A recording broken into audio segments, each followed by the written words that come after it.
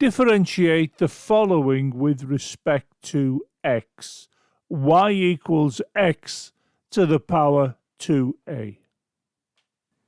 We will use the following power rule to perform this calculation. We can see we have y equals x to the power 2a. So we can write dy dx is going to be equal to, we bring the 2a down and we use it to multiply the x, and we go on to reduce the power by 1.